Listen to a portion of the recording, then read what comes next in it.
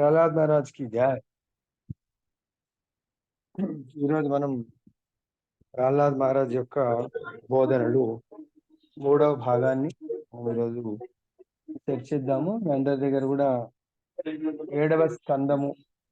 ఈరోజు ఎన్నో శ్లోకం నుంచి ప్రభుజీ?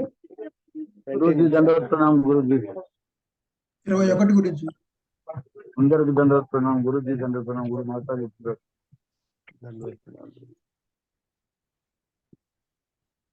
7వ స్కందము 6వ అధ్యాయము 21 నుంచి, అంతే కదా గురుజీ?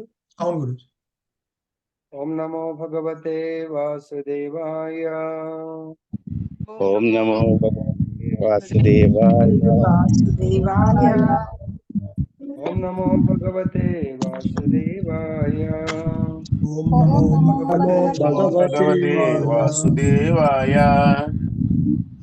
ఓం నమో భగవతే వాసుదేవాయ. ఓం నమో భగవతే వాసుదేవాయ.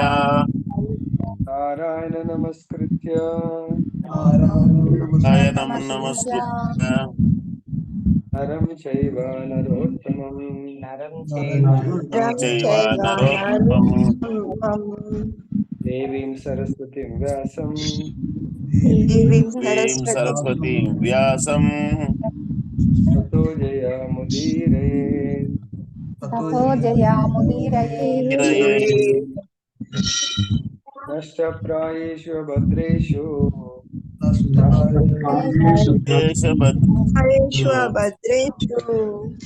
నిత్యం భాగవత సేవయాం. సేవయాం భగవతి ఉత్తమ శ్లోకే భగవతి ఉత్తమశ్లోకే భక్తిర్భవతి నహిస్తికి. నైష్టికే.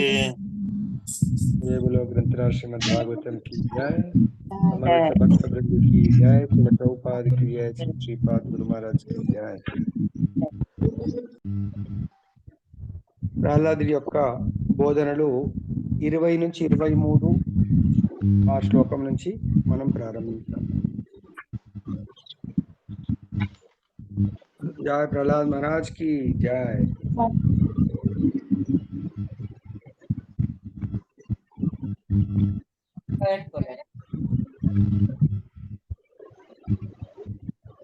పరావరేషు భూతేషు బ్రహ్మాంతస్థావరాదిషు భౌతికేషు వికారేషు భూతేష్వతమహాత్సు చ గుణేషు గుణసామ్యే చ గుణవ్యతికరే తథా ఏక ఏవ పరో హ్యాత్మా భగవానీశ్వరో వ్యయః ప్రత్యేగాత్మా స్వరూపేణ దృశ్యరూపేణ చ స్వయం వ్యాప్య నిర్దేశ్యో అహినిర్దేశ్యో వికల్పితః కేవలానుభవానంద స్వరూపః పరమేశ్వరः మాయాయాంతర్హితైశ్వర్య ఈయతే గుణసర్గయా. తాత్పర్యం భాష్యం శ్రీల ప్రభుపాదులు రచించారు. ఓం అజ్ఞానతిమిరాంధస్య హరే కృష్ణ. గురవే నమః. నమో ఓం విష్ణుపాదాయ కృష్ణప్రేష్ఠాయ భూతలే శ్రీమతే భక్తి స్వరూప దామోదర స్వామినితి నామినే. నమో ఓం విష్ణుపాదాయ కృష్ణప్రేష్ఠాయ భూతలే శ్రీమతే భక్తి వేదాంత స్వామినితి నామినే. నామస్తే సరస్వతీ దేవీం గౌరవాణి ప్రచారిణే నిర్విశేష శూన్యవాది పాశ్చాత్య దేశతారిణి. జయ శ్రీ కృష్ణ చైతన్య ప్రభు నిత్యానంద శ్రీ అద్వైత గదాధర శ్రీవాసది గౌర భక్త వృంద.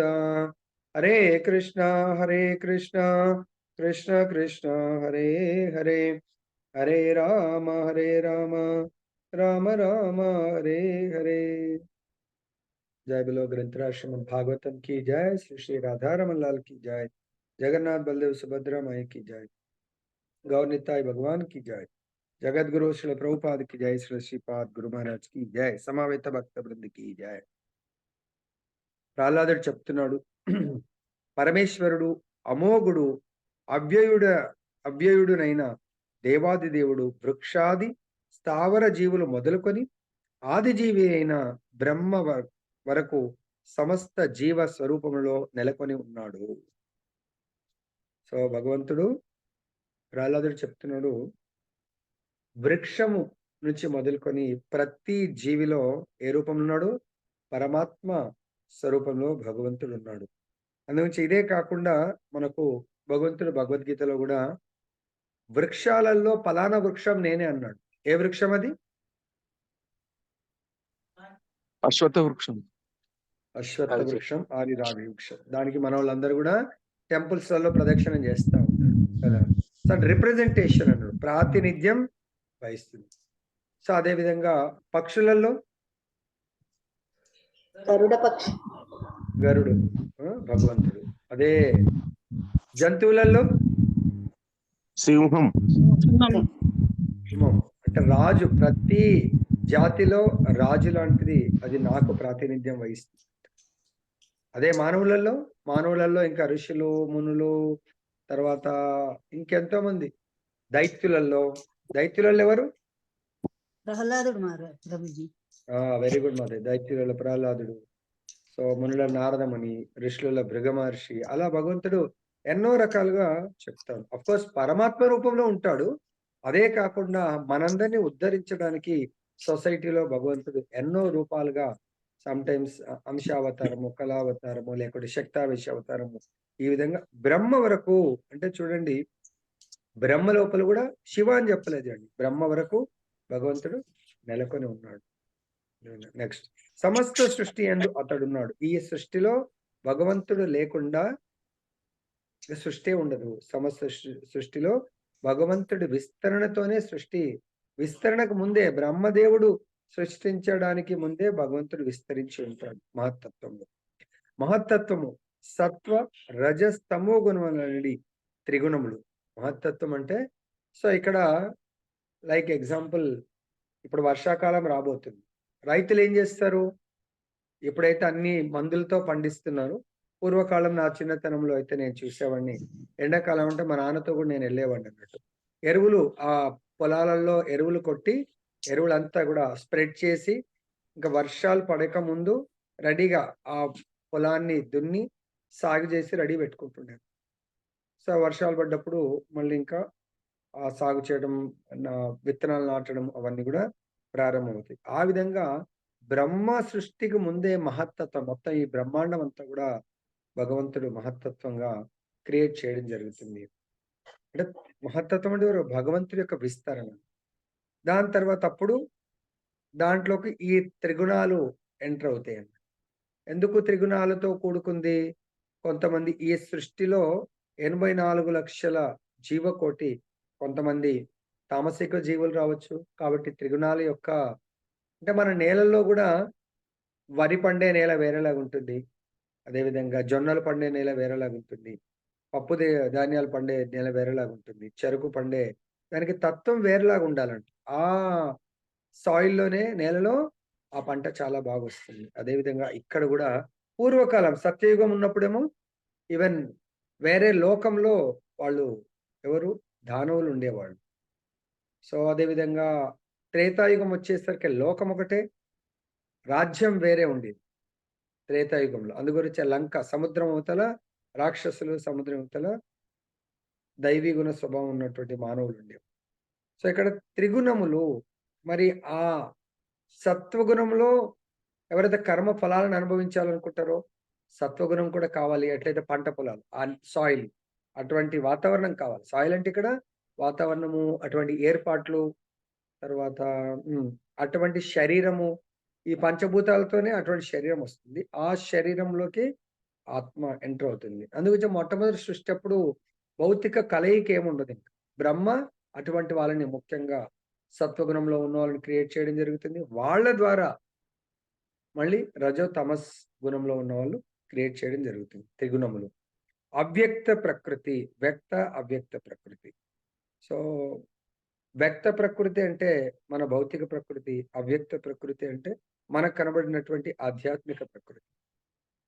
మిథ్య అహంకారం వంటి భౌతికత్వములందును అతడు నిలిచి ఉన్నాడు. ప్రతి దగ్గర మిథ్య అహంకారం. సో మిథ్య అంటే మనం ఏదైతే లేదో అది ఉన్నది అనుకుంటా ఉంటాం. లైక్ ఎడారిలో మనం వెళ్తూ స్పెషల్‌గా మిట్ట మధ్యాహ్నం పూట దూరంగా చూస్తుంటే అక్కడ వాటర్ లాగా అనిపిస్తా ఉంటది. అక్కడ దగ్గర పోతే ఉండదు. సో కాబట్టి అది మిథ్య. అహంకారం అంటే మిథ్య అహంకారం. లేనిదాన్ని ఉన్నదిగా భావించటము. ఎగ్జాంపుల్ మనమే. మనం ఎవరు అంటే మనం ఆత్మ. కానీ శరీరంగా భావించటము అది మిథ్య. దానికి అందుగురించే దాన్నేమంటారు జోడించి ద్వంద్వ పదాల్లాగా మిథ్య, అహంకారం. సో లేనిదాన్ని ఉన్నట్టుగా మనం భావిస్తున్నాము. అదే మన అహంకారం. అహం ఆకారం. నేను దేహము అని ఫీల్ అవ్వటము మిథ్య. అలా ఫీల్ అవుతూ జీవితాన్ని కొనసాగించడం అహంకారంతో జీవితాన్ని కొనసాగిస్తాం. ఇది వంటి భౌతికత్వములందు అతను నిలిచి ఉన్నాడు. అదే ఆధ్యాత్మికత నందు మిథ్య ఉండదు. యాజ్ ఇట్ ఈస్ అంటే రియాలిటీ ఉంది. ప్లస్ అహంకారం ఉండదు. అహంకారం ఇన్ ది సెన్స్ ఇక్కడ దేహాత్మ బుద్ధి ఉండదు. నెక్స్ట్ ఏకమే అయినను సర్వత్ర నెలకొని అతడు సర్వ కారణుడైన పరమాత్ముడు. భగవంతుడు ఒకడే, అట్ ది సేమ్ టైం సర్వత్రా ఉన్నాడు. సో ఇది మన దృష్టిలో భగవంతుడు సపరేటు, భగవంతుడి యొక్క ఎనర్జీ సపరేట్ అనిపిస్తా ఉంది. అదే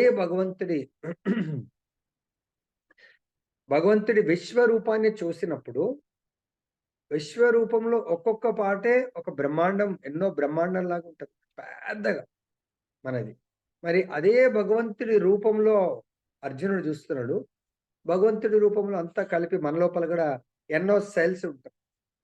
సో ఆ సెల్ తో సమానం ఒక్కొక్క బ్రహ్మాండాలు అట్లా అన్ని కలిపితే భగవంతుడి యొక్క విశ్వము. మళ్ళీ చూస్తే ఏకము, ఇండివిజువల్ గా చూస్తే డిఫరెన్స్ అన్నట్టు. సో ఒక్కడే మరియు సర్వత్రా నెలకొని అతడు సర్వ కారణుడై ఉన్నాడు. ఇండివిజువల్ గా ఇలా మనం కూడా హైదరాబాద్ మొత్తం ఇండియా మ్యాప్ లో చూస్తే హైదరాబాద్ ఏదో చిన్నగా కనబడతా ఉంటుంది. మరి హైదరాబాద్ అది చిన్నదా? అదే ఓన్లీ మళ్ళీ హైదరాబాద్కు వెళ్ళినప్పుడు గూగుల్ మ్యాప్ లో మళ్ళీ హైదరాబాద్ పెద్దగా కనబడుతుంది. అందులో హైదరాబాద్ లో సో చాలా పెద్ద ఏరియాని తీసుకుంది హైటెక్ సిటీ. కానీ హైటెక్ సిటీ హైదరాబాద్ మొత్తాన్ని చూసినప్పుడు చిన్నగా కనబడుతుంది. అదే హైటెక్ సిటీకి మొత్తం ఎక్స్పాండ్ చేసి చాలా పెద్దగా అనిపిస్తూ ఉంటుంది. అందులో ఒక చిన్న ప్లేస్ అలా అయితే మన ఇల్లు కూడా అలా కనబడుతూ ఉంటుంది. అదేవిధంగా భగవంతుడు ఏకము. ఇండియా మ్యాప్ మొత్తం ఒకటిలాగా కనబడుతుంది. దాంట్లో హైదరాబాద్ కనబడదు. మళ్ళీ దాంట్లోకి వెళ్తే వరల్డ్ మ్యాప్ లో ఇండియా మ్యాప్ ఎక్కడ ఉంటుంది, ఇండియా మ్యాప్ లో హైదరాబాద్ ఎక్కడ ఉంటుంది. అలా మన ఇల్లుని తీసుకుంటే చాలా వెళ్ళాలి. అదే భగవంతుడు ఏకము, అట్ ది సేమ్ టైం ఆయన సర్వత్రా వ్యాపించి ఉంటాడు. సర్వ కారణం. దీనికి మనకు బ్రహ్మ సంహితలో బ్రహ్మదేవుడు వివరణిస్తా ఉన్నారు. ఎందుకు భగవంతుడే సర్వ కారణం, మిగతా వాళ్ళు ఎందుకు కాదు. అన్ని కారణాలకు ఈ సృష్టించడానికి భగవంతుడే కారణం, సృష్టి పాలనకు భగవంతుడే కారణం, సృష్టి లయానికి కూడా భగవంతుడే కారణం. బ్రహ్మదేవుడు ఏ శ్లోకంలో చెప్తున్నారు? సర్వ కారణం. మిగతా 33 కోట్ల దేవీ దేవతలు కారణం కాదు. ఈవెన్ అందరూ చాలా మంది దుర్గా ఆమె శక్తి అంటారు. ఇక్కడ చెప్పేది శక్తి కూడా సర్వకారణ కాదు. శక్తిమంతుడు సర్వకారణానికి కారణము. ఆ పరమాత్మని రూపమునని అతడు సకల జీవ హృదయ కూరములలో ద్రష్టగా ఉన్నాడు. ద్రష్ట అంటే ఏంటి? ఓకే, కాబట్టి మనం అనుకోవచ్చు ఎవరినో మోసం చేయొచ్చు, ఎదుటోళ్ళు మోసం చేయొచ్చు మనం సుఖపడడానికి. కానీ దాని అన్నిటికీ సాక్షి ఇందాక పొద్దున మా కృష్ణ ప్రభుజీ, మా రిలేటివ్ ఇట్లున్నాడు ప్రభుజీ, మన ప్రారబ్ధ కర్మని ఎవ్వడు తప్పించుకోలేడు. కర్మని చెడు అయినా మంచి అయినా ఆ కర్మని మనం అనుభవించాల్సిందే. ఇది ఎవరు పెట్టారు? Thanks Prabhuji, very good. పరమాత్మ ఇది ఆత్మ ఫలాలను అనుభవిస్తుంది. చూడండి, ఆ చెట్టు మీద ఉన్నటువంటి ఆ ఫలాలని, కర్మ ఫలాలను అనుభవిస్తుంది ఆత్మ. భగవంతుడు చెప్తున్నాడు, కర్మ ఫలాలను అనుభవించేప్పుడు చాలా జాగ్రత్తగా ఉండాలి. ఆ ఫలాలని భగవంతుడికి ఆఫర్ చేయండి, అప్పుడు కర్మ ఫలాలు నల్లిఫై అయిపోతుంది. అర్థమైందా? కర్మఫల రూపంలో ఏంటి? నాకు చాలా మట్టి ముడితే బంగారం, చాలా ఏ బిజినెస్ చేసినా చాలా డబ్బులు వస్తున్నాయి. నేను లాస్ట్ లైఫ్ లో డబ్బులు సంపాదించే కర్మ చేశాను, ఇప్పుడు వస్తాయి. ఇప్పుడు ఈ నెల డ్యూటీ చేస్తున్నాం కాబట్టి ఈ మంత్ శాలరీ రూపంలో కర్మ ఫలము నెక్స్ట్ మంత్ వస్తుంది. ఆ కర్మ ఫలాన్ని నేను భగవత్ సేవకు ఉపయోగించాలా, నా యొక్క ఇంద్రియ తృప్తికి, నా ఫ్యామిలీకి ఇంకా భోగాలు అనుభవించడానికి ఉపయోగించాలనేది మనకు భగవంతుడు స్వాతంత్రాన్ని ఇచ్చాడు. దాన్ని అంతా కూడా భగవంతుడు సాక్షిగా ఉంటాడు. ఆల్రెడీ నా మంచి చెడు కర్మఫలం 30 రోజులు డ్యూటీ చేసినా కాబట్టి శాలరీ వస్తుంది. అదేవిధంగా లాస్ట్ లైఫ్‌లో చేసినటువంటి కర్మ ఫలం ఈ లైఫ్‌లో అనుభవిస్తున్నాను. ఫలాలను భగవంతుడికి అర్పించండి. ఇంకా మీ కొరకు వెయిట్ చేస్తున్నటువంటి ఆగామి కర్మలు, సంచిత కర్మల యొక్క ఫలాలు, కర్మలంటే కర్మ ఫలాలన్నీ కూడా ఈ జన్మలో ప్రారబ్ధ కర్మ ఫలాలని భగవంతుడికి అర్పించండి. నా సంచిత కర్మలుండవు. నా ఆగామి కర్మలుండవు. దయచేసి ఎవరైతే నిజంగా ఆ అబ్బాయి అన్‌కాన్షియస్‌లో ఎంతో ఇబ్బంది పడుతున్నాడు. చాలా దుర్భరమైనటువంటి జీవితాన్ని గడుపుతా ఉన్నాడు. అటువంటి జీవితం ఇంకా మున్ముందు రాకుండా పోవాలి అంటే ఈ లైఫ్‌లో వాళ్ళ తల్లిదండ్రులు గాని, అందుగురించే కాన్షియస్‌లో ఉన్నప్పుడు ఆ అబ్బాయి కూడా చెప్తే వింటారా? వినరు. సినిమాలు, షికార్లు ఇంకెక్కడెక్కడో వెళ్తా ఉంటారు. గంగరాజు ప్రభు ఆన్‌లైన్‌లో ఉన్నారా? హరే కృష్ణ.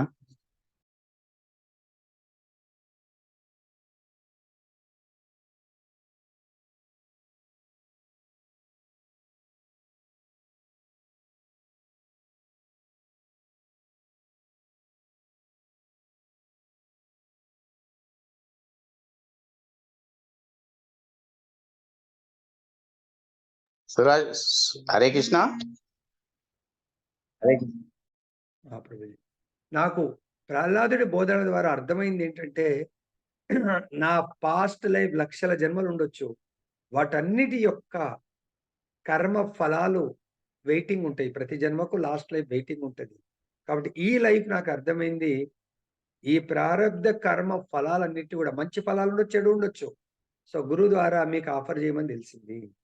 మంచి జరుగుతా ఉంది. చాలా డబ్బులు వస్తా ఉన్నాయి. What you have to do? You have to offer it to Krishna సేవ.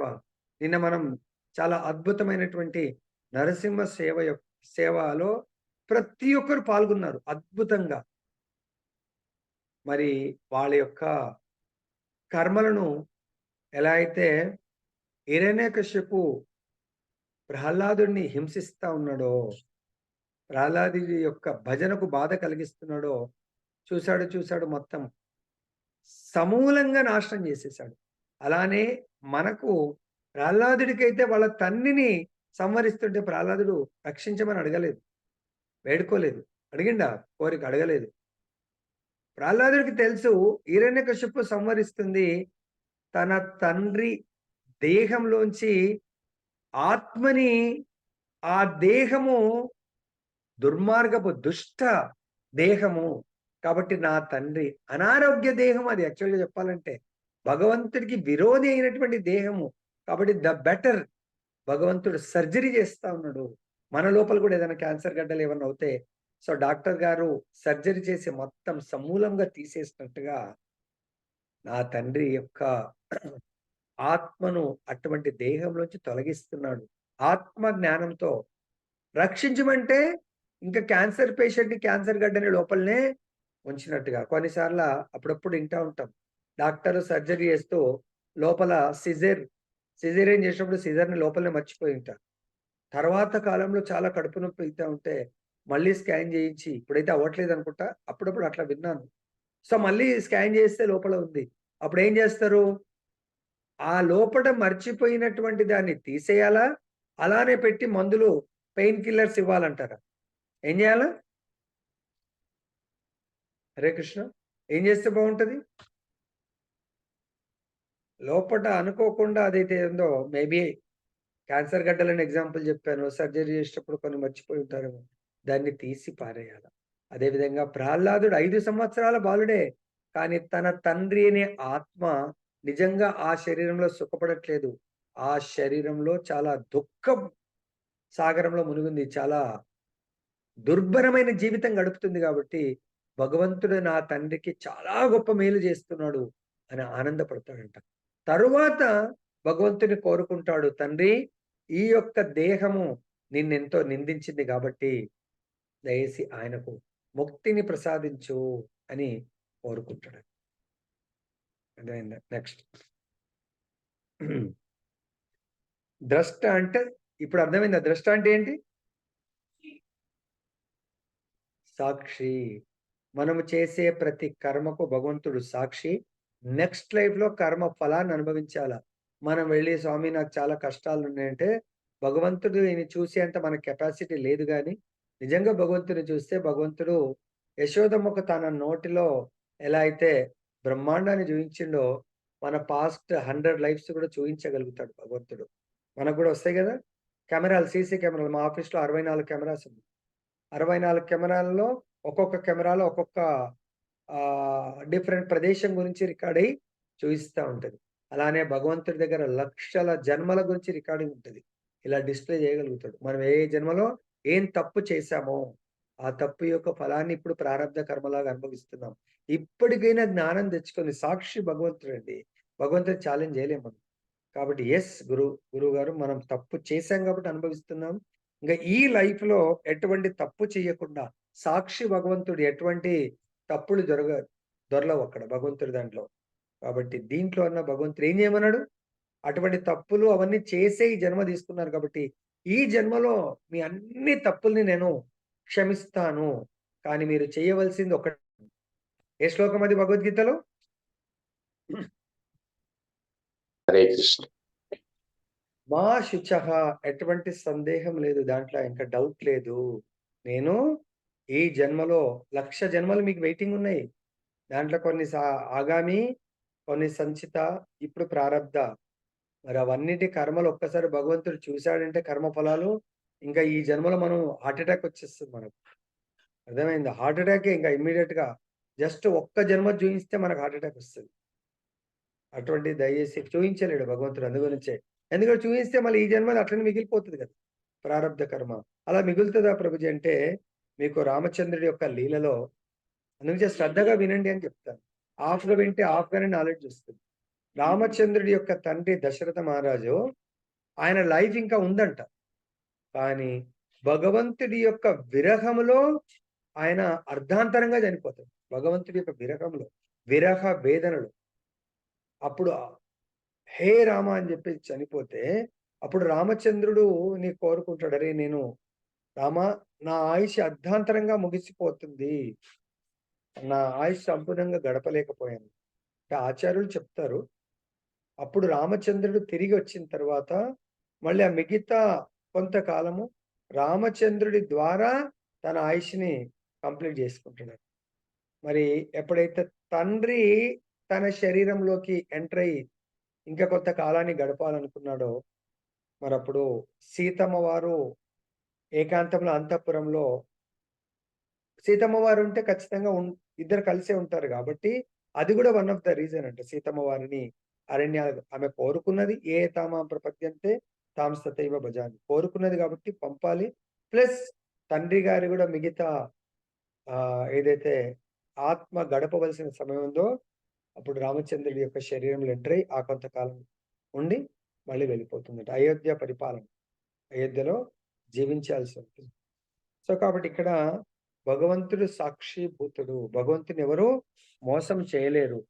కాబట్టి దయచేసి ఇప్పటికన్నా కూడా నా రిక్వెస్ట్, ఈ ఒక్క లైఫ్ లో ఏమీ మునిగిపోదండి. మన జీవితం గురించి ఆలోచించుకోండి. పిల్లల జీవితం కూడా ఇదే బోధన చేయండి. వాళ్ళు వింటే వింటారు, లేకుంటే వినకపోతే మనం ఏం ఫోర్స్ చేయలేము. నేను మిమ్మల్ని ఫోర్స్ చేస్తలేను. మీరు మీ పిల్లల్ని జస్ట్ అడగండి, ఎంక్వైరీ చేయండి, చెక్ చేయండి. పిల్లలకు హాలిడేస్ వస్తే ఏం చేస్తారు వాళ్ళు చేయని. హాలిడేస్ లో ఉన్న 16 మాలలు జపం చేయమని రిక్వెస్ట్ చేయండి. హాలిడేస్ లో కూడా నేను చూస్తాను సండే రోజు అంతే 7 మాలలే వస్తుంది. మరి ఏం లాభం అండి? మన పిల్లలందరికీ హాలిడేస్ జరుగుతున్నాయి, ఎందుకు చేయలేకపోయింది? పిల్లలకు శ్రద్ధ లేదా, మీకు శ్రద్ధ లేదా? తర్వాత చూడండి ఎవరిని వాళ్ళు. తర్వాత పరమాత్ముని గాను నిర్దేశుడయ్యును అతడు నిజమునకు అనిర్దేశ్యుడు. సో భగవంతుడు మనందరికీ కూడా నిర్దేశకుడు అంటే గైడ్, కానీ అనిర్దేశుడు అంటే భగవంతుడు అర్జునుడికి ఎట్లయితే నిర్దేశించాడో ప్రత్యక్షంగా మనందరితో ఉన్నాడు. అర్జునుడు చాలా ఉత్తమ సాఖ్యభావ భక్తుడు కాబట్టి అర్జునుడితో ఉన్నాడు. మరి మనతో భగవంతుడు అనిర్దేశ్యుడు, స్వయంగా ప్రత్యక్షంగా నిర్దేశుడు కాదు, ప్రత్యక్షంగా అనిర్దేశుడు, పరోక్షంగా నిర్దేశుడు. ఏ విధంగా? పరోక్షంగా, ప్రత్యక్షంగా అనుర్దేశుడు. పరోక్షంగా ఏ విధంగా, ఏ రూపంలో? పరోక్షం అంటే గురు రూపంలో. అర్థమైందా? పరమాత్మ రూపంలో కూడా ఉంటాడు ప్రతి జీవి హృదయంలో. ఆయననే చైత్య గురువు. నెక్స్ట్ అవికారుడు, అవిభాజ్యుడు అయిన అతడు సచ్చిదానంద విగ్రహునిగా అనుభూత మగును. మాయ నుండి తెరచే కప్పబడి అతను నాస్తికునికి అగోచరునిగా ఉండుకో. సో మనందరికి కూడా భగవంతుడు కనబడట్లేదు అంటే అవిభాజ్యుడు, విభజించడానికి వీలు లేదు భగవంతుడు. అదే మనం వేరే భౌతిక వస్తువుని దేనైనా విభజించడం అంటే అది హాఫ్ అంటే హాఫ్ ఆఫ్ 2 భాగాలు అవుతాయి. దాన్ని ఇంకా విభజిస్తే భాగంగా మారుతుంది. అదే భగవంతుడు ఎన్ని భాగాలకు విభజించిన పూర్ణ పురుషోత్తముడే, పూర్ణుడే. సో ఆయన విభజించ శక్యము కానటువంటి వాడు. సో భగవంతుడు ఆ విధంగా అటువంటి భగవంతుని యొక్క మాయ, భౌతిక మాయని దాటాలంటే కేవలం భగవంతుని శరణాగతి పొందిన వాళ్ళు మాత్రమే దాటగలుగుతారు. 7.14 చెప్తున్నారు. దైవీ ఏష గుణమయీ మమ మాయ దురత్య మామేవా ఏ ప్రపద్యంతే మాయాయుతం మాయామేతాం తరంతితే. భక్తితో శరణుజొచ్చు పద్ధతిని భాగ్యవంతుడైన జీవుడు అంగీకరించును. కాబట్టి మనం భగవంతుని శరణాగతి పొందినప్పుడు మాత్రమే మనకు భగవంతుడు సంపూర్ణంగా అర్థం కాగలుగుతాడు తప్ప శరణాగతి పొందని వాళ్ళకు భగవంతుడు అర్థం కాడు. మరి శరణాగతి పొందాలి అంటే పద్ధతి ఏంటి? ఇప్పుడు మనకు చెప్తున్నారు నెక్స్ట్ చైతన్య చరితామృతంలో బ్రహ్మాండ భ్రమతే కోన భాగ్యవాన జీవ గురు కృష్ణ ప్రసాదే పాయ భక్తిలతా బీజ. ఎవరైతే భగవత్ శరణాగతి పొందాలి అనుకుంటున్నారో వాళ్ళ అదృష్టవంతులు. తర్వాత శరణాగతి పొందాలి అనుకొని ఇంకా ముందడుగు వేసి భగవంతుడు చైత్య రూపి భగవంతుడు ఫలానా గురుదేవుల వారు నీకు అద్భుతమైనటువంటి సూటబుల్ గురువు. ఎందుకు సూటబుల్? ఆయన నా దగ్గరికి చేరుస్తాడు నిన్ను అని భగవంతుడే గైడ్ చేస్తాడు. ఆ గురుదేవులని మనం స్వయం పరమాత్మ యొక్క ప్రాతినిధ్యంగా మనం భావిస్తాము. You are the most fortunate soul, అత్యంత భాగ్యశాలి. గురు కృష్ణ ప్రసాదం. ఆ కృష్ణుడి యొక్క ప్రసాద రూపమే గురువు. గురువు యొక్క ప్రసాద రూపము అగైన్ కృష్ణ చరణార విందాలు. కృష్ణుడి యొక్క ప్రసాద రూపము గురువు, గురువు యొక్క ప్రసాద రూపము కృష్ణుడి యొక్క చరణార విందాలు. హరే కృష్ణ. నెక్స్ట్ శ్లోకం.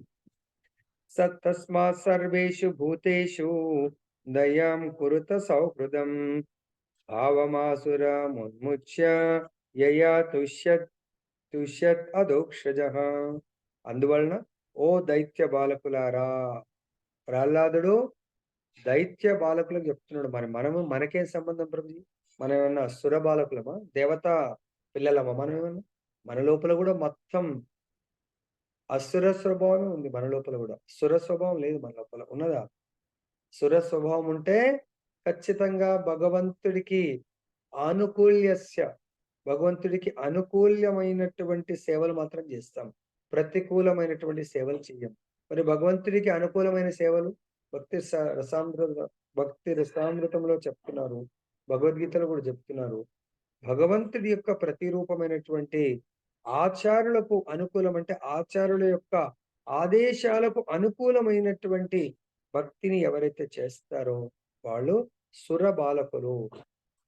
భగవంతుడి యొక్క అనుకూలం కాకుండా ప్రతికూలం, భగవత్ ప్రాతినిధ్యం, భగవంతుడి యొక్క బోధకుడు ఆయనకు ప్రతికూలమైనటువంటి వాతావరణాన్ని ఏర్పాటు చేస్తూ ప్రతికూలంగా జీవిస్తే వాళ్ళు దైత్యుల యొక్క సంతానంగా మనం చెప్పుకోవచ్చు. అధోక్షజుడగు భగవానుడు ప్రసన్నుడగు రీతిలో వర్తించుడు చెప్తున్నారు. సో మీరు అధోక్షజ అంటే ఇంద్రియానుభూతికి పరమైన ఇంద్రియాలకు దాన్ని ఏమంటారు? ఇంద్రియాలు ఋషికేశుడు అధోక్షుడు. ఇంద్రియాలకు పరమైనటువంటి వాడు భగవంతుడు. ఎందుకంటే భగవంతుడికి మనలాంటి భౌతిక ఇంద్రియాలు ఉండవు. భగవంతుడి యొక్క శుద్ధ భక్తులకు కూడా మనలాంటి ఇంద్రియాలు ఉండవు. చూడ్డానికి వాళ్ళది కూడా స్కిన్, ఫ్లెష్, బోన్స్ అనిపిస్తుండొచ్చు, కానీ వాళ్ళ ఇంద్రియాలు మనలాంటి ఇంద్రియాలు కావు. అరే అదేంటి ప్రభుజీ, వాళ్ళకు కూడా యాక్సిడెంట్ అయితే కాలు ఇరుగుతుంది, చెయ్యి ఇరుగుతుంది, వాళ్ళకు కూడా ఫ్రాక్చర్ అవసరం పడుతుంది కదా అంటే ఇక్కడ ఆలోచించవలసింది ఏంటంటే ఈ ఫ్లెష్ బోన్స్, నర్వస్ సిస్టమ్ వాళ్ళ కంట్రోల్‌లో ఉంటుంది. అదేంటి ప్రభు కంట్రోల్‌లో ఉంటుందంటే, వాళ్ళు కేవలం ఈ ఇంద్రియాలతో భగవంతుని సేవను మాత్రం కోరుకుంటారు. భౌతిక భోగాన్ని కోరుకోరు. అది ఇక్కడ మీనింగ్. అధోక్షజుడగు భగవానుడు ప్రసన్నుడగు రీతిలో వర్తించుడు. కాబట్టి ఆ భగవంతుడు ప్రసన్నం చెందే రీతిలో మీ జీవితాన్ని, మీ ఇంద్రియాలను ఉపయోగించండి అని ప్రహ్లాదుడు చెప్తున్నాడు. అంటే ఇది మనందరికీ కూడా చెప్తున్నట్టుగా అర్థం చేసుకోండి. మీ ఆసురీ ప్రవృత్తిని విడిచి వైరము గాని, ద్వైత భావన గాని లేకుండా పనిచేయుడు. అంటే వైరం ప్రతి ఒక్కరితో మనము ఆహ్, ద్వేషము, ఈర్ష్య, అసూయ వీటన్నిటిని కోరుకోకండి. సో, ఎందుకంటే వైరము అంటే ప్రతి చిన్నదానికి మనం తప్పుగా అర్థం చేసుకొని వాళ్ళ పట్ల మనం శత్రుత్వాన్ని పెంచుకోవడమే. అది ఆసురీ ప్రవృత్తి. సపోజ్ నిన్ననే కార్యక్రమం జరిగింది. అక్కడ నాకనిపించింది రోజు క్లాస్ విన్న వాళ్ళైతే నాకు తెలిసి ఏమి అర్థం చేసుకోరు. అంటే అపార్థం చేసుకోరు. కొంతమందికి సేవని బట్టి ఏదో భగవంతుడి యొక్క ప్రసాద గార్లాండ్ ఇచ్చాము. ఎవరైనా మర్చిపోయుంటారు. సో, నాకనిపించింది అప్పుడు ఈ శ్లోకం కూడా కోట్ చేస్తే బాగుండు.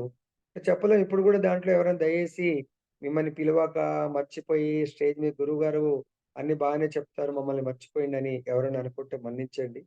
దానికి అక్కడ మనకు నిజంగానే మేబీ 10, 15 మందిని పిలిచి ఒక్కరిని పిలవకున్నా గూడా, మనం ఏ శ్లోకాన్ని స్మరించుకోవాలండి? మిమ్మల్ని నిజంగానే వాంటెడ్‌లీ ఎవరు చెయ్యరు. భగవంతుడే టెస్ట్ చేయడానికి కొరకు నిజంగా స్టేజ్ మీద పిలిసి అక్కడ ఫోటో గాని, ఏదన్నా భగవత్ గార్లెండ్‌తో మిమ్మల్ని సన్మానించలేదు అనుకుందాం. అప్పుడు మనం ఇమ్మీడియేట్‌గా కొంతమంది ఏడ్చేస్తారు. ఆ బాధకు. అరే!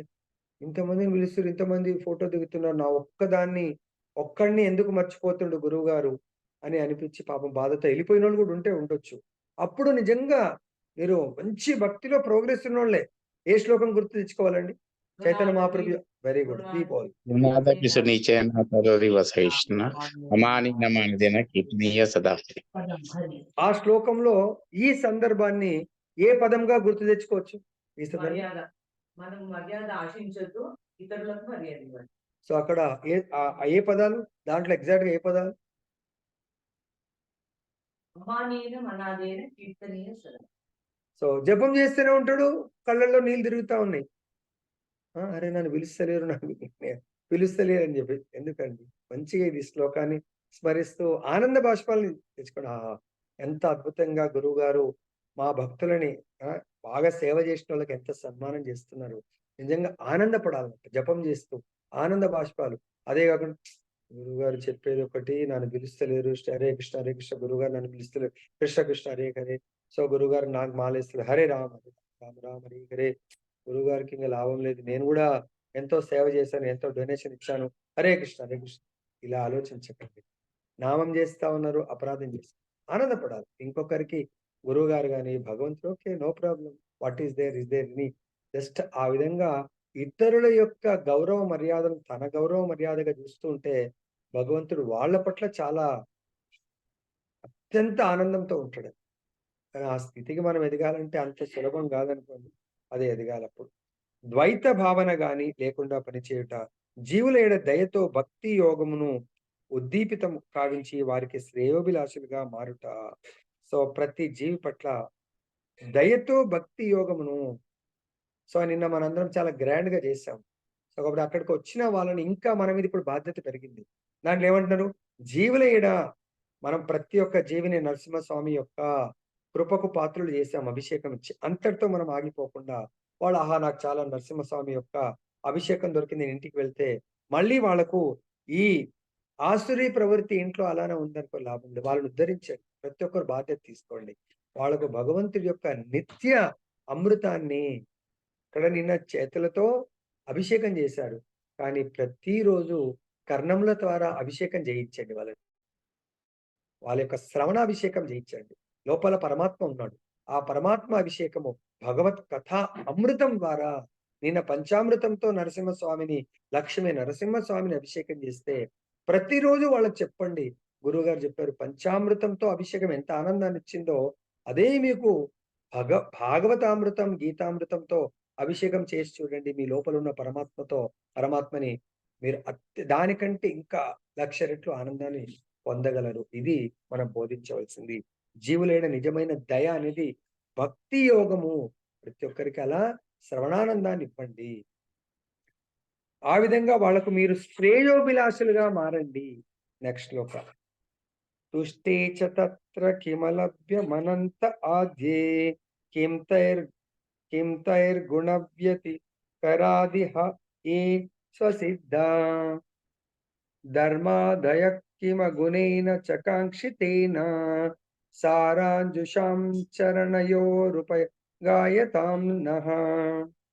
సర్వకారణ కారణం ఎవరు? ఆది దేవుడు కృష్ణ భగవానుడు ఆర్ విష్ణు భగవానుడు. ఆద్యుడునైన దేవదేవుని సంతుష్టిని చేసిన భక్తులకు లభ్యము కానిది ఏదినూ లేదు. సో ఇది ప్రహ్లాదుడు చెప్తున్నాడు, దయచేసి గుర్తుపెట్టుకోండి. ఆ దేవదేవుని సంతృప్తి పరిచినటువంటి కేవలం మన జీవితము, ఈ జీవితం, ఇంకా నెక్స్ట్ చాలా జీవితాలు ఉన్నాయి, మన వెయిటింగ్ లో ఉన్నాయి, అవన్నీ గుర్తుపెట్టుకోండి. ఆ వెయిటింగ్ లైఫ్స్ అన్నిటిని కూడా భస్మీపటలం, వెయిటింగ్ లైఫ్స్ అన్నిటిని కూడా నష్టపరిచే జన్మ మానవ జన్మ. కాబట్టి దయచేసి ఇప్పటికైనా మించిపోయింది లేదు. ఈ రోజైనా మీరు ఆ ఓత్ తీసుకోండి. కేవలము ఆ దేవదేవుని సంతుష్టిని చేయడానికి మాత్రమే మీరు జీవించండి. అప్పుడు భగవంతుడికి అసాధ్యం అంటూ ఏమీ లేదు. 1,00,000 జన్మల వెయిటింగ్ ఉన్నాయి. 1,00,000 జన్మల ఫలాలను భగవంతుడు నష్టపరుస్తాడు. నష్టపరిచి భగవద్ధామానికి ఖచ్చితంగా తీసుకొని వెళ్ళగలడు. అతడు అనంత ఆధ్యాత్మిక గుణనిధి కనుక త్రిగుణాతీతులైన భక్తులకు ధర్మ అర్థ కామ మోక్షములతో ప్రయోజనం ఏమిటి? సో కాబట్టి ఎవరైతే త్రిగుణాతీత భక్తులు, ఉత్తమ భక్తులు, ఆచార్యులకు ధర్మ అర్థ కామం. సో ఈ భౌతికమైనటువంటి ధర్మము, అర్థ అంటే ఫైనాన్షియల్, కామం అంటే కామ్య కర్మలు, లాస్ట్ కు చూద్దాం ముసలితనంలో మోక్షము. ఇక్కడ ధర్మార్థ కామ మోక్షం అంటే భగవంతుడి లోపల విలీనం అవ్వటము. ఏం ముక్తది? ఈ ధర్మార్థ కామ మోక్షాల్లో మోక్షం ఏవి? ఏ సాయుధ్య ముక్తి. భక్తులకు సాయుధ్య ముక్తి అంత పెద్ద పట్టింపు లేదు. ఈవెన్ భగవద్ధామం గురించి కూడా పట్టించుకోరు భక్తులు. నిత్యం భగవంతుడి సేవను పట్టించుకుంటా ఉంటారు. ఇక్కడ ఉండని, ఏ బ్రహ్మాండంలో ఉండని, గోలోకంలో ఎక్కడైనా ఉన్నాయి. కేవలము వాళ్ళకు ధర్మార్థ కామ మోక్షంతో ప్రయోజనం ఏమిటి? గుణాతీతుల వాళ్ళ గుణాదీలకు ఆధీనంలో ఉండే వాళ్ళకి కాదు, గుణాతీతులు. అవి గుణ ప్రభావమున అప్రయత్నంగానే లభించినవి కదా. భక్తులమైన మనము భగవత్ చరణార విందములని సతతము కీర్తించదము కనుక ధర్మార్థ కామ మోక్షంలో దేనిని అడగవలసిన అవసరం లేదు. కాబట్టి భగవంతుడి దగ్గరికి వెళ్ళి మనం ఈ ధర్మార్థ కామ మోక్షాలని అడగవలసిన అవసరం లేదు. మనం అడగవలసింది కేవలము ఆ భగవంతుడి యొక్క పాద పద్మాల సేవని మాత్రమే అడగాలి. మోర్ సేవ, మోర్ సేవ. ఈ భౌతిక ప్రపంచంలో కూడా కొన్ని కంట్రీస్ లో, ఇండస్ట్రీస్ లో ఎవరైనా స్ట్రైక్ చేయాలంటే, స్పెషల్ గా జపాన్ అని విన్నాను నేను, అక్కడ కార్మికులు ఎవరైనా స్ట్రైక్ చేయాలంటే ఎక్కువ పని చేసి, ప్రొడక్షన్ ఎక్కువ చేసి ఆ యజమానికి లాస్ చేస్తారు. కానీ వేరే దేశాల్లో అసలు ప్రొడక్షన్ చేయకుండా లాస్ చేస్తారంట. వాళ్ళ పాపం ఆర్డర్స్ చాలా ఉంటాయి విదేశాల నుంచి, వాళ్ళ యొక్క సరుకుల్ని, ప్రోడక్ట్స్ పంపమని. వాళ్ళు పని చేయరు, వాళ్ళకి ఆ ఆర్డర్స్ పోతాయి, గుడ్ విల్ పోతుంది. కానీ వీళ్ళు ఏం చేస్తారంటే ఉన్నదానికి డబుల్ ట్రిపుల్ ఆర్డర్స్ కు, అవి ఎక్కువ రోజులు ఉందంటే పాతపడ్డాయి, వాళ్ళు కొనలేరు కదా, అలా చేస్తారండి. కాబట్టి నిజమైన భక్తులు సేవ సేవ సేవ మోర్. అదే మనం ఆ స్టేజ్కి ఎదగాల. కానీ మనం ఉన్న స్టేజ్లో ప్రభుజీ మొత్తం పని అంతా నాకే చెప్తారా ప్రభుజీ? వాళ్లకు అలవాట్లో పొరపాటు పనిగా మాట వస్తుంది. పని ప్రభు మొత్తం సేవ నాకు చెప్తారా? అదే అభిషేకం దగ్గర మొదట చేస్తాడు, మధ్యలో చేస్తాడు, లాస్ట్ కూడా పిలిచి ప్రభుజీ లాస్ట్ కూడా మీరే ముగించండి అంటే, ఏం ప్రభుజీ అన్ని మొత్తం అందరికి అభిషేకం అందరికి ఒకసారి ఇస్తే నాకు 4 సార్లు ఎందుకు ఛాన్స్ ఇస్తున్నారు అని ఎవరైనా అడుగుతారా అండి? ఎంత నా భక్తుడు నాకే ఎందుకు సేవ చెప్తున్నారని ఎప్పుడు అడగడు. దాంట్లో ఎగ్జాంపుల్ కొంతమంది మన భక్తులు ఉన్నారు, చాలా, ఇంకా వాళ్ళ పేరు చెప్తే మళ్ళీ వేరే వాళ్ళు బాధపడతారు. కానీ పేరు పిలిస్తే చాలు, గురూజీ చెప్పండి, పేరు పిలిస్తే చాలు, ready, so I'm ready Prabhuji సేవకు. ఆ స్థితికి మరి వాళ్ళు రోజు క్లాసు కూడా కొంతమంది రారు, కానీ వాళ్ళు న్యాచురల్ గా వాళ్ళ యొక్క బాడీ ఎట్లా అంటే సేవకు చాలా ఫస్ట్ ప్రియారిటీ. అలసిపోయినట్టు ఉండదు, సేవ చేస్తూనే ఉంటుంది, సేవ చేస్తూనే ఉంటుంది. అది నిజమైనటువంటి భక్తుల లక్షణం. నెక్స్ట్ లో ధర్మార్థ కామ ఇతియోవి ఇతస్త్రివర్గా ఈక్ష్యాత్రయీనయధమౌ వివిధా చ వార్త మన్యే తదేతదఖిలం నిగమస్య సత్యం స్వాత్మార్పణం స్వసుహృద పరమస్య పుంసః. ధర్మార్థ కామములనడి మూడును వేదములందు త్రివర్గమని వర్ణింపబడినవి.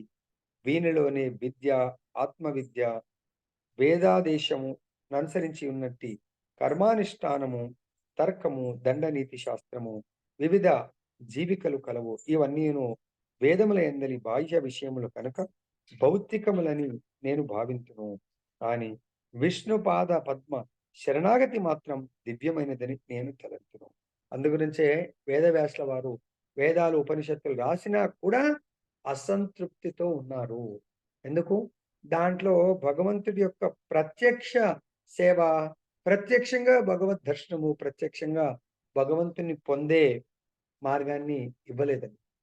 సో కాబట్టి అదే మీకు భాగవతంలో డైరెక్ట్ భగవంతుని ప్రత్యక్ష దర్శనం, ప్రత్యక్ష సేవ భక్తుల ద్వారా తెలియపరచడం జరిగింది. ఇక్కడ వేదాల్లో కూడా ఆత్మ విద్య ఉంది, కానీ పరోక్ష రూపంలో ఇవ్వడం జరిగింది. అదే భాగవతంలో ప్రత్యక్ష. దాంట్లో అందు గురించే భౌతికములను నేను భావిస్తున్నాను, కానీ దాంట్లో భగవంతుడికి ప్రత్యక్షంగా భగవత్ పాద పద్మాలను ఆశ్రయించడం అనేది అంత లేదు. అదే మీరు పొద్దున వచ్చినటువంటి మన పాంచరాత్రిక సిస్టమ్, తర్వాత రాగానిక భాగవత సిద్ధి. భాగవత సిద్ధిలో ఫస్ట్ మనకు సంపూర్ణ శరణాగత, భగవంతుడికి శరణాగతి పొందింది. భగవంతుని అర్థం చేసుకోలేము. భగవత్ శరణాగతి ఏ విధంగా పొందగలుగుతాం మనం? భగవంతుడికి శరణాగతి పొందాలంటే, భగవంతుడికి శరణాగతి పొందాలంటే ఏ రూపానికి శరణాగతి పొందాలా మనం? భగవంతుడి యొక్క గురు రూపానికి మనం శరణాగతి పొందినప్పుడే శ్రవణం చేయగలుగుతాం. నవదా మార్గాల్లో మనము భగవంతుడి యొక్క నవవిధ భక్తుల శ్రవణం చేయాల. కానీ అన్లెస్ అంటిల్ ఆ గురువు గారి పట్ల మనకు శ్రద్ధ, ఆసక్తి, ఫెయిత్, విశ్వాసం లేకుంటే మనము భగవంతుడి పట్ల విశ్వాసాన్ని రోజు రోజుకు పెంచుకోలేము. భగవంతుడి పట్ల భక్తి మనకు పెరగదు. 27 జ్ఞానం తదేతదమలం దురవాపమాహ నారాయణో నరసఖి కిల నారదాయ ఏకాంతినాం భగవస్తద్ అకించనానాం పాదారవిందరజసా ప్లుతదేహినాం స్యాత్.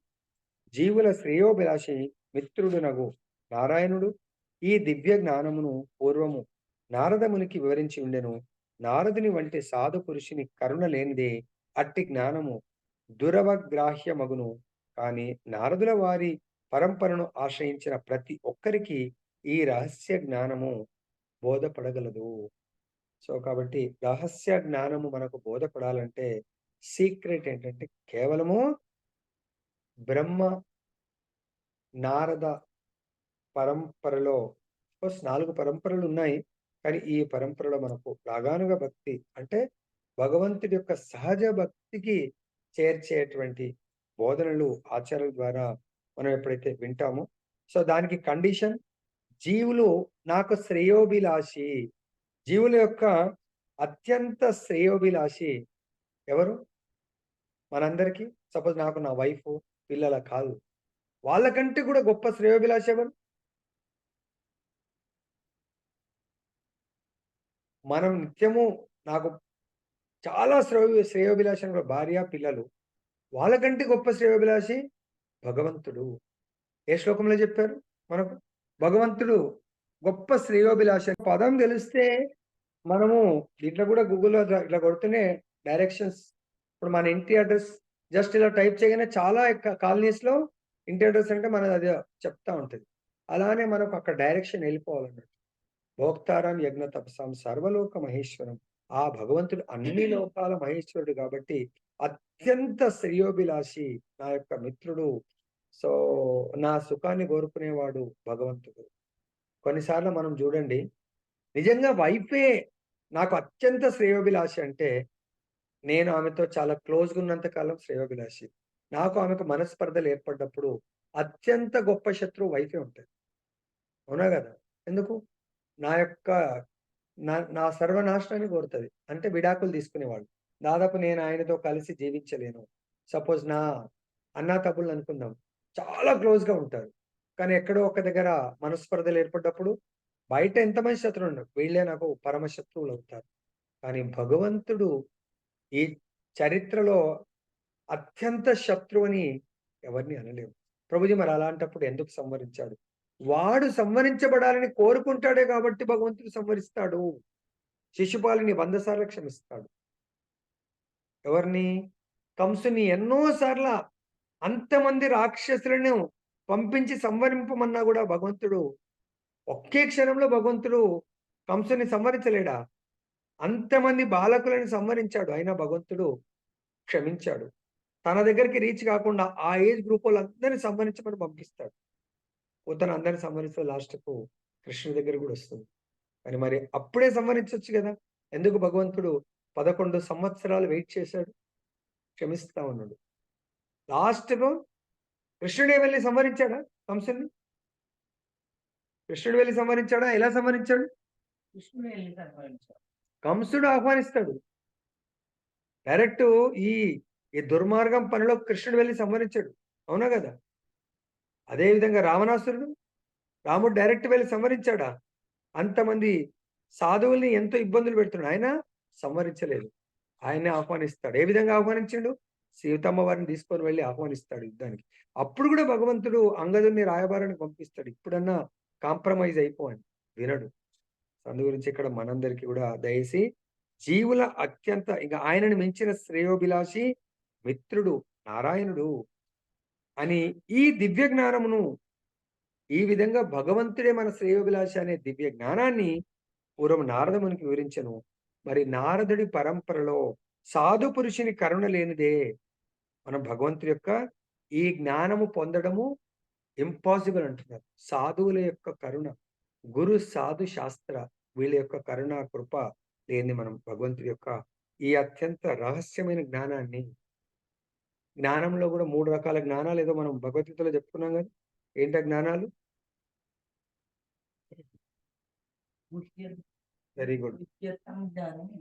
3 రకాల రహస్య జ్ఞానాల గురించి మనం చెప్తున్నాం భగవద్గీతలో. ఏంటి ఆ 3 రకాలు? Very good. కరుణ ఎలా వస్తుంది? సాధు పురుషుని కరుణ భగవద్గీతలో ఏ విధంగా వస్తుందని చెప్తున్నాడు? గురువు యొక్క కరుణ కటాక్షాలు, గురువు దగ్గర జ్ఞానం పొందే మార్గం. ఏంటో శ్లోకం అది? తద్విద్ధి ప్రణిపాతేన పరిప్రశ్నేన సేవయా ఉపదేశంతి తే జ్ఞానం జ్ఞానినస్తత్వదర్శినః. తత్వదర్శి అయినటువంటి మన గురుదేవుల వారి ద్వారా ఆయనకు సేవలు చేస్తూ, సేవలు చేయటం అంటే ఆయనకు అనుకూలంగా మనము వ్యవహరిస్తూ ఆయన ఆదేశాలను పాటించినప్పుడు ఆయన మనకు దివ్య జ్ఞానాన్ని ప్రసాదిస్తాడు. సో దాని ద్వారా మనం భగవంతుడి యొక్క పరమ రహస్య జ్ఞానాన్ని పొంది భగవంత్ పాద పద్మాలను ఆశ్రయించవచ్చు మనం. నెక్స్ట్ 28వ శ్లోకం.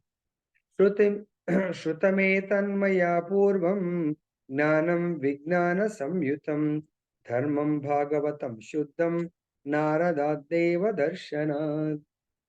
భక్త ప్రహ్లాదుడు పలికిన సదా భక్తి యోగమున నెలకొని ఉండేది నారదముని వలన ఈ జ్ఞానమును నేను విని ఉంటిని. భాగవత ధర్మమని పిలువబడు ఇది పూర్తిగా విజ్ఞానయుతమైనది, తర్కము తత్వములపై ఆధారపడినదై ఈ జ్ఞానము భౌతిక కల్మష రహితమైంది. మనం ఏదైతే జ్ఞానాన్ని పొద్దున భాగవతం, ఈవినింగ్ భగవద్గీత జ్ఞానం పొందుతున్నామో ఈ జ్ఞానము భౌతిక కల్మష రహితమైంది, భౌతిక కల్మషాలతో కూడుకున్నది కాదు, త్రిగుణాలకు అతీతమైంది, తర్వాత విజ్ఞానయుతమైంది. జ్ఞానం విజ్ఞానం. సో జ్ఞానం అంటే మనం ఏదో డీటెయిల్ డిస్కస్ చేసినాం అనుకుంటా. జ్ఞానం అంటే ఏంటి? గుర్తుపెట్టుకోండి. జ్ఞానం అంటే దేహము ఆత్మ యొక్క జ్ఞానాన్ని, అంటే దాని యొక్క డీటెయిల్ స్టడీని జ్ఞానం అంటారు. అఫ్ కోర్స్ ఇంకా భౌతిక జ్ఞానం అసలు జ్ఞానం కింద కౌంట్ రాదు, అది అజ్ఞానం కింద అని ఆచార్యులు చెప్తున్నారు. భౌతికం ఎంతన్నా ఉండదు. జ్ఞానం అంటేనే ఆత్మ దేహం గురించి తెలుసుకున్న విషయాలను జ్ఞానము. ఆత్మ పరమాత్మ యొక్క స్థితిని, వారి యొక్క బంధాన్ని, సంబంధాన్ని అంటే తెలియజేసేది విజ్ఞానము. విజ్ఞానంలో ప్రాక్టికల్ అప్లికేషన్ ఉంటుంది. జ్ఞానం అంటే థియరీ, విజ్ఞానం ప్రాక్టికల్ అప్లికేషన్. సపోజ్ విజ్ఞానం అంటే ఆత్మకు పరమాత్మకు సంబంధం ఏంటి? ఏ శ్లోకం అది?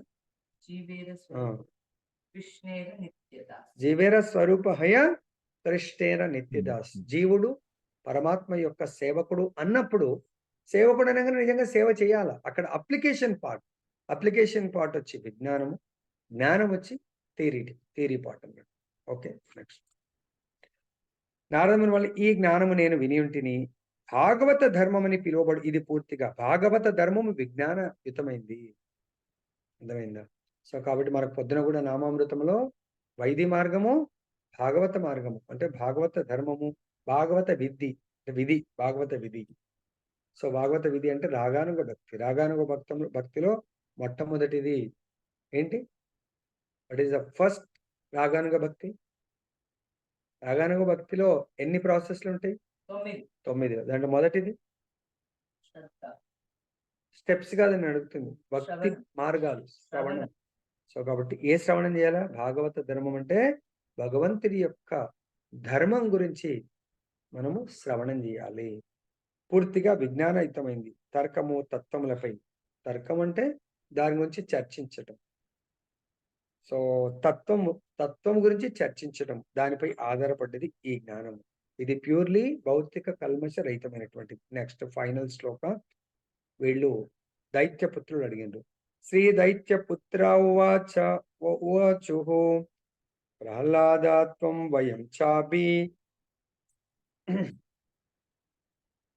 నర్తేన్యం విద్మమే గురుం ఏతాభ్యాం గురుపుత్రాభ్యాం బాలానామపి ఈశ్వరౌ బాలాస్యాంతః పురస్తస్య మహత్సంగో దురన్వయః చిందినః సంశయం సౌమ్య స్యాచ్చేద్వి సంభ్రమ కారణం. దైత్యపుత్రుడు ఇట్లు పలికిరి, ప్రహ్లాద, శుక్రాచార్యుని తనేలగు ఈ షండ అమార్కులను తప్ప వేరే గురువును నీవు గాని మేము గాని ఎరగము. ఎంతనైనా మనం పిల్లలము, వారు మనను నియమించువారు. ముఖ్యంగా అంతఃపురంలోనే నివసించినట్టు నీకు మహాత్ములతో సాంగత్యం అత్యంత కఠినము. మిత్రమా, సౌమ్యుడా, నారదుని వల్ల నీవు వినగలుగుట ఎట్లు సాధ్యపడిను? ఈ విషయమున మా సందేహములను తొలగింపవలసినది. ఈ ప్రశ్న దైత్య అంటే దానవుల పిల్లలు అడిగింది. ఇదే ప్రశ్న మనకి ఇంకో శాస్త్రంలో భగవంతుడితో అడుగుతారు. ఏ ప్రశ్న ఏంటది? ఇటువంటి ప్రశ్న. అయ్యా, నువ్వు అంతఃపురంలో ఉంటావు, నీ దగ్గరికి సాధువులు వచ్చే ఛాన్స్ లేదు. ఎందుకంటే మీ నాయన రాజు, దానవరాజు, ప్లస్ అంత లోపలికి ఎవరు రారు. మరి నువ్వు ఎలా గురువు గారి దగ్గర విన్నావు? నీకు గురువు యొక్క దర్శనం ఎలా దొరికింది? ఇంత గొప్ప విషయాల్ని వీళ్ళు అడుగుతున్నారు. అదే ప్రశ్న ఇంతకుముందు భగవంతుడితో ఒక భక్తుడు అడుగుతాడు. దేంట్లో అది? నువ్వు నేను సమానము, నువ్వు ఎట్లా ఇంతకుముందు వేరే వాళ్ళకి బోధించావు?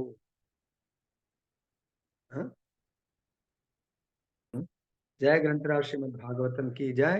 श्री श्री राधारमन लाल की, श्री श्री जगन्नाथ बलदेव सुभद्रा माई की जय. जगत गुरु श्री प्रभुपाद की जय. श्री श्रीपाद गुरु महाराज की जय. समवेत भक्त वृंद की जय.